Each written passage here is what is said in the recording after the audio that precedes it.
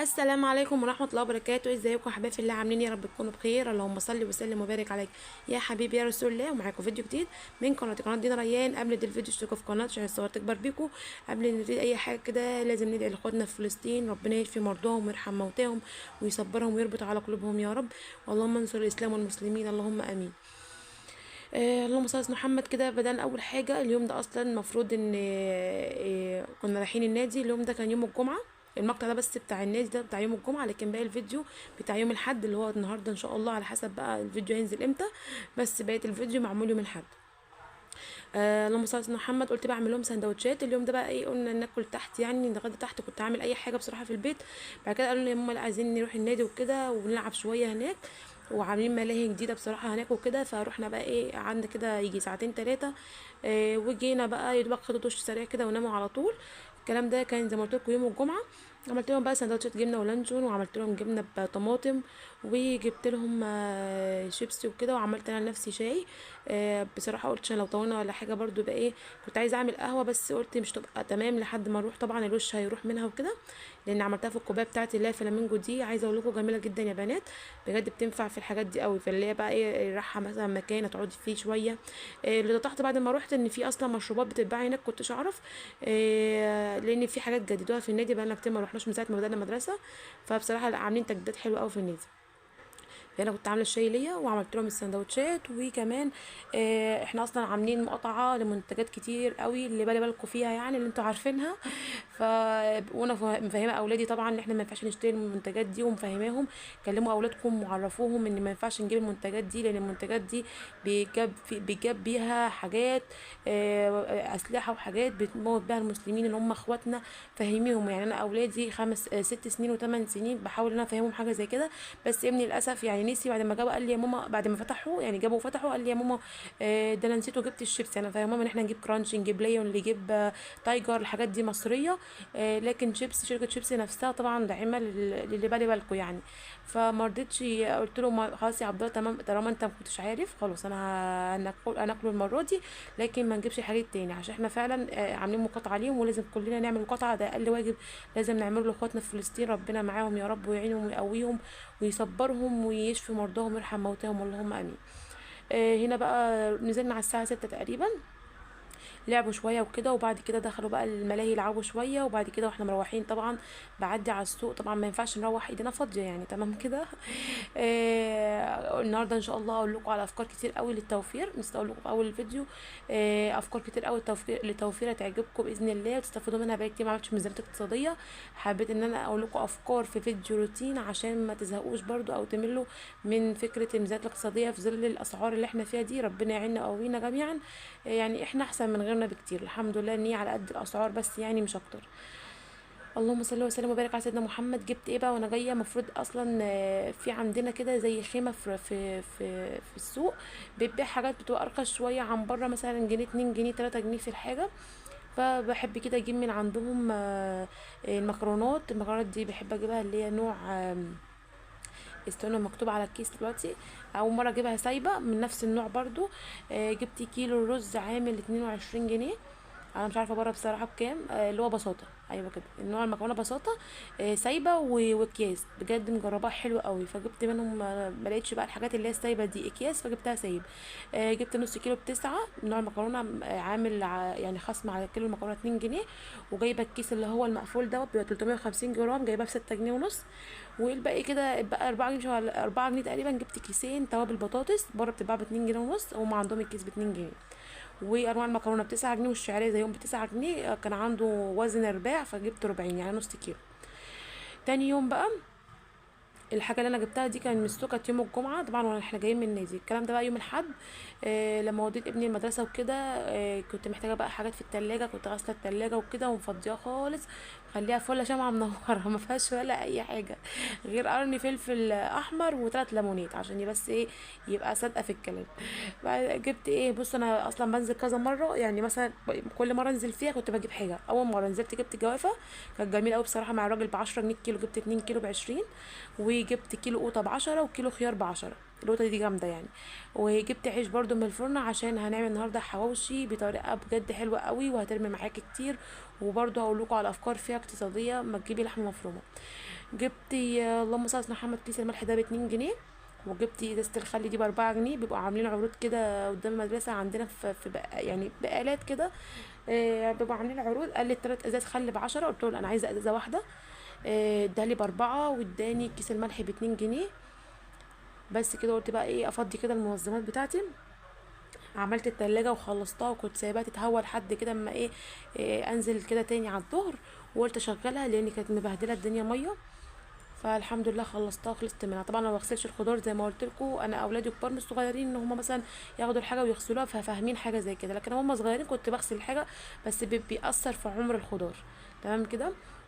كده حطيت الخيار والقوطه مع بعض والكام ليمونيه اللي قلت لكم عليها وقرن الفلفل اللي هو الاحمر ده.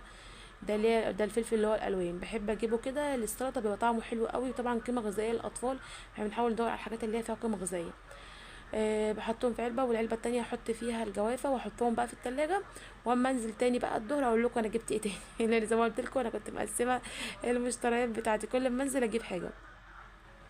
اللهم صل على محمد. كده حطيت جوافه وحطيت الخضار.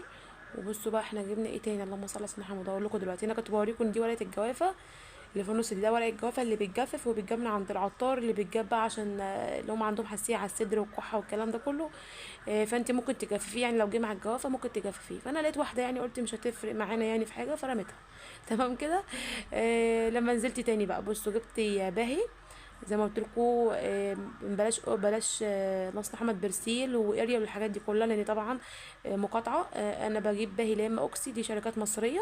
انا اصلا من قبل المقاطعه وانا بجيبها. بجد حلوين قوي. وريحه اللافندر اكنك حاطه ريحه معطر في الهدوم، لان دوني طبعا مقاطعه. وباهي بصراحه بينضف هو اوكسي. انا اوقات بجيب اوكسي واوقات بجيب باهي. جايبه ب 15 جنيه. وجبت شامبو دويتو ده حلو قوي، شامبو بلسم. جبت ب10 جنيه. بجيبه بقى وبقصقصه كده، وما بنعوز كيس كيس كده ده بقى ايه بطلعه، بس ما بحطوش في الحمام لان اولادي بيبهدلوه وبيفضوا كله تمام كده. ربنا يهديهم يا رب. جبت فاميليا ب23، كنت جايباه الاسبوع اللي قبل اللي فات ب19. غليت 4 جنيه. بس انا بحب فاميليا بصراحه من الانواع النظيفه. جبت بصراحه الخلطه دي من عند الراجل، قال لي الخلطه دي حلوه الابيض. قال لي بدل الكلور، انا كنت جايب كلور عشان كنت هغسل ابيض. قال لي الخلطه دي حلوه وفيها كلور وكده، هو بيعملها بايده يعني. الكيلو ب4 جنيه، قلت اجربها منه. كان اول مره بصراحه اجيب حاجه من عند بتاع الصابون ده.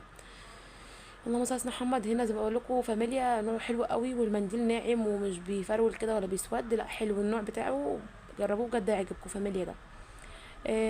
نزلت طبعا دي في النزله اللي بعد كده بقول لك كل ما انزل اجيب حاجه في نفس اليوم اللي هو يوم الاحد، عشان نزلت كذا مره فكل ما انزل بجيب حاجه. جبت فلفل، ربع كيلو فلفل كده عشان هحط فيه في الحواوشي.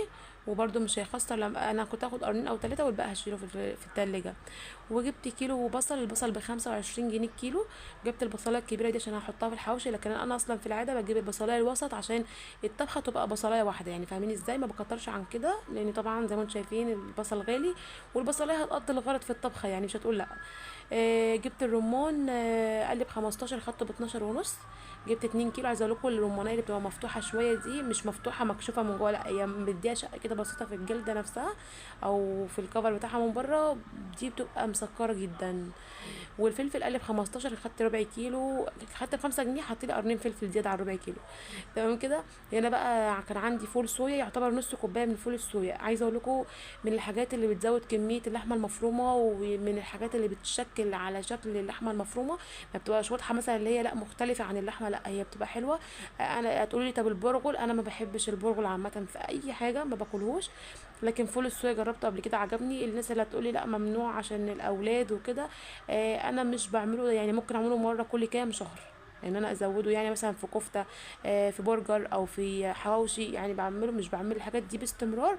لان البرجر الحاجات دي بنجيبها جاهزه يعني معظم الوقت، مش بعملها في البيت. فالمهم كده ايه، نقعت كده نص كوبايه من الفول الصويا. حطيته كده في طبق وبحط عليه شويه ميه مغليه لان هو بينفش. هو عامل كده زي الفينو او العيش بينفش، فانتي بتعصريه بقى وتضربيه. هنا بقى رحت قلت اشغل الغساله. وانا شغاله كده وواقفه قلت ايه، كان العصر ده تقريبا صليت العصر. قلت بقى ايه اشوف اللي ولا كانوا فيه مواعين وكان فيه غسيل عايز يتغسل. فقلت كده اخلص من كذا حاجه كده وانا واقفه عشان وبغسل المواعين وكل حاجه بخلي بس الطبقين اللي احنا بناكل فيهم واغسلهم وانا واقفه وابقى خلصت من المواعين.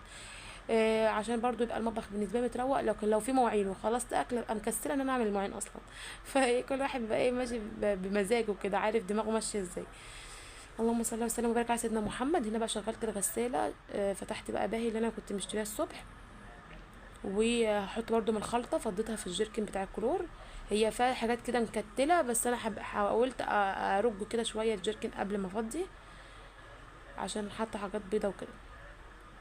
بس كده زي ما انتم شايفين هشغل بقى الغسالة. انا عاملاها نقع مش غسيل، يعني اسيبها تتنقع كده لحد اخر النهار، يعني على 6 7 كده تتنقع شويه، وبعد كده اشغل عليها الغسالة تاني واسيبها بقى دورة كاملة. هنا بقى جبت البصلايه الكبيره اللي كنا جايبينها الصبح في البصل، وقطعتها كده تقطيع زي ما انتم شايفين، واحطها في الكبه. عايزه اقول لكم اللهم صل على محمد، اللحمه المفرومه لما تيجي تجيبيها مثلا انت جبت نص كيلو جبت ربع كيلو، حاولي شيلي منها كده معلقتين كده كبار. على مرة تانية جبتي ربع كيلو نص كيلو برضو شيلي كمان معلقتين كبار.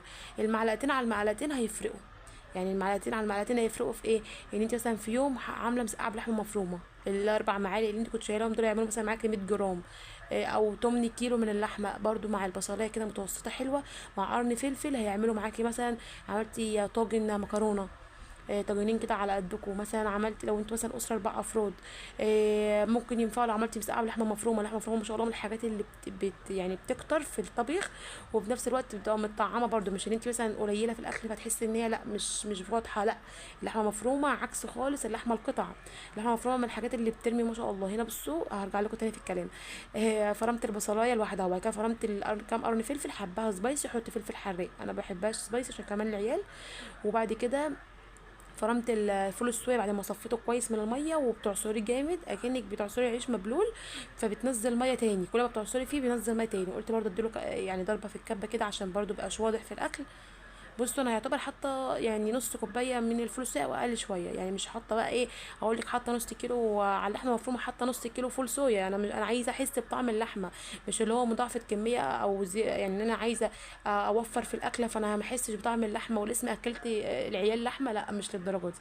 مثلا حطي بصلايه على قرنين فلفل زي ما انتم شفتوا، على نص كوبايه فول صويا، وزي الفل. الكلام ده كله على نص كيلو من اللحمه مش ربع، عشان برضو تبقي حاسه بطعم اللحمه تمام كده. هنا بوريكم الحته اللي شلتها بتاعت لحمه مفرومه. مثلا اجي مره كمان احط حته زيها مع بصلايه بقى، مثلا حبيت ان انا اعصجهم مع قرن فلفل مع طماطمايه، ابدا اعصج الحتتين دول واعمل عليهم صينيه مكرونه بشاميل وسط. برضو تبقى اكل مع شويه بطاطس محمره كده. انا عملت اكله من لحم، يعني فيها لحوم، بس اللحوم ما جبتهاش في مشتريات الاسبوع مثلا، انا محوشاها مره على مره على مره. بصوا هرجع لكم تاني.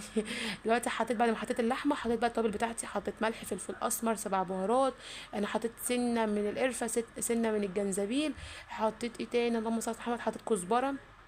انا حاطه بصراحه كل التوابل اللي عندي، لان الحاجات اللي هي الحرشه دي بحب انا ايه اتبلها كويس، اللي هي حواوشي محشي كبده، الحاجات دي كلها بحب ايه اخليها حرشه كده بالتوابل تمام. كنت هنا بعد ما خلاص كنت هحط اللحمه في العيش. افتكرت ان انا عندي ليا اللي دي بصراحه بتبقى حلوه قوي لما بحطها في الكبده او في الحواوشي او الحاجات دي بتديها طعم حلو قوي. وقلت كنت حابه افرمها بس كانت مجمده، فقلت لا هقطعها كده على طول بايدي تقطيعيه كده كده هتسيح اصلا في العيش. فقلت كده احاول اقطعها بايدي كده تقطيع صغيره. انا حاطه حته ايه قد يعني معلقه كده كبيره من الليه يعني. قلبتها كويس جدا، حاولي تعجني كويس قوي في اللحمه المفرومه عشان كلها تبقى ايه يعني متبهره كلها، داخل فيها البصل والفلفل والفول السوي والتوابل، فاهمين قصدي ازاي. هعمل ما شاء الله اللهم بارك لا يقل عن 9 ترغيفه من الحواوشي، وانا حاطه فيها لحمه، مش اللي انت مثلا ملحساها فعشان تعملي عدد ارغفه كتير، لا. انا بصراحه بصوا ما شاء الله حتى اللهم صل على محمد فول الصويا بينفش لما بيجي يستوي، بينفش بيخلي اللحمه تبقى كتير، مش عكس بقى ما بتجيبها من بره الحواوشي يبقى الحواوشي هو ني من فوق واما يجي يستوي تلاقيه كش وصغر، لا، لان يبقى كله دهون. انا يعتبر مش حاطه غير معلقه من الليه، وهو الراجل برضو اكيد حاطط لي حته دهنه بس مش كتير، لان نص كيلو مش برضو مش هيحط عليها كميه دهن كتير زي ما يكون كيلو.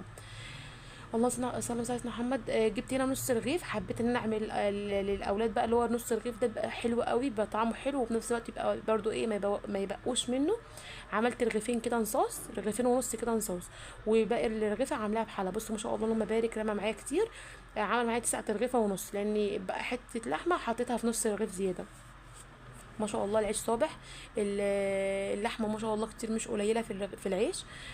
رمى معايا عدد حلو. ممكن انت بقى لو عدد اسرتك مثلا 3 4 بتاخدي على قد الكميه، وباقي الحواوشي تخليه في التلاجة من تحت وتحطيه في علبه او تحطيه في كيس. ومثلا لو عوزتي تاني يوم تفطري بواحد او تتغدي بواحد طلعيه وتسويه على طول. انا هسويه على البوتاجاز وهوريكم هسويه ازاي. هنا بصراحه بقى كنت خلاص خلصت وعملت الحواوشي، وكان اولادي لسه ما جوش من الدرس، فقلت بقى ايه احطهم في التلاجة وكده. كنت محتاجه فنجان قهوه بصراحه، الكلام ده كان قبل المغرب يجي بساعه تقريبا. قلت بقى الغدا لسه فاضل شويه عليه، وانا بصراحه محتاجه فنجان قهوه، رحت عملته بقى. وبعد ما شغلت الغساله وظبطت المطبخ وعملت البوتاجاز والمواعين، لا البوتاجاز كنت لسه هعمله. كنت عملت المواعين وقلت بقى اشرب فنجان قهوه، وبعد كده هقوم بقى ايه وانا بسوي كده قبل ما اسوي الحواوشي اعمل ايه البوتاجاز. يعني حبيت كده ايه اشرب فنجان قهوه في روقان، تمام كده. فزي ما انتم شايفين قلت بقى ايه لوحدي بقى، والشقه متروقه بره ومتظبطه والمواعين معموله، فاضل بس البوتاجاز. قلت هعمله قبل ما اعمل الاكل ومفيش حاجه ورايا خالص. وصليت العصر وما وراش اي حاجه، فضلت قاعده بقى ايه قدام التلفزيون وبالقهوه بتاعتي يا دوبك وانا بشرب فيها. لقيتهم بيخبطوا يا ماما احنا جينا، قلت لهم نورتوا البيت. تمام كده. يا دوبك شربت القهوه، والله العظيم بقيت مستربعه بشرب القهوه عشان ادخل ايه اعمل لهم الحواوشي. قلت لهم عقبال ما تعملوا الواجب انا ايه قولوا لي يا ماما تمام خلصنا الواجب هتلاقوني على طول قدامكم بالحواوشي، لان هم اللي كانوا طالبين مني بصراحه بقالي كتير ما عملتوش. بستسهل مثلا لو جبناه من بره ولا حاجه، فانا بقالي كتير ما عملتوش. فقلت لهم انا المفروض النهارده الحد كالعاده وانتم متعودين معايا ان انا بعمل سمك. لا اما بقى مثلا بجيب له اعمل طبيخ ولا حاجه. فاول مره يوم الاحد اعمل حواوشي هم طلبوه مني بصراحه. فقلت لهم هي الاكله بصراحه كانت سريعه ومنجزه وما فيهاش مواعين كتير. فبصراحه ما صدقت، لان يوم الاحد بالنسبه لنا بقى مضغوط قوي اول الاسبوع وبتاع ودروس وبتاع. فالله المستعان. خلصت بقى البوتاجاز كده وهبدا اعمل معاكم الحواوشي اسويه على البوتاجاز. ما حبيتش اعمله في الفرن عشان مبقاش يبقى ناشف كده على الاولاد، لا قلت يعرفوا ياكلوه. فحبيت اعمله من فوق بيبقى طري كده، ويعني جوسي كده من فوق مش ناشف، لا بيبقى طري كده وبرده الصوص بتاع اللحمه بيبقى مطري العيش شويه. اللهم صل على سيدنا محمد. هنا الطاسه كانت اتحرقت مني اصلا من كتر مع اني مهديه النار خالص، بس برضه عشان عملت كذا دور ورا بعض فالطاسه كانت جابت اخرها يعني. تمام كده. هنا ما شاء الله بصوا شكل الحواوشي كان جميل جدا. بصوا طري مش ناشف. انا ما بحبش الحواوشي اللي يبقى وشه ناشف وظهره ناشف، تحس ان انت بتقرقشي في خشب كده وانت بتاكلي مش في عيش.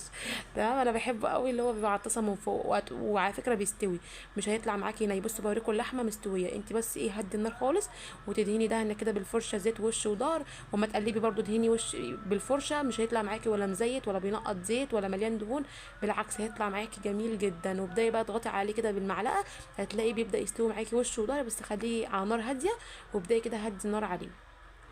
هنا بص عملت شويه سلطه خضراء وعملت طحينه، بجد كانت الاكله حلوه قوي وخفيفه وما فيهاش مواعين كتير وكمان ما فيهاش وقفه كتير. فالحمد لله. يا رب تكونوا استفدتوا من الفيديو او من الوصفه بتاعت النهارده. وزي ما قلت لكم التوفير مش حرمان. بس كده يا رب الفيديو يكون عجبكم، بحبكم وفي الله. ما تنسوش اخواتنا في فلسطين من دعاكم. والسلام عليكم.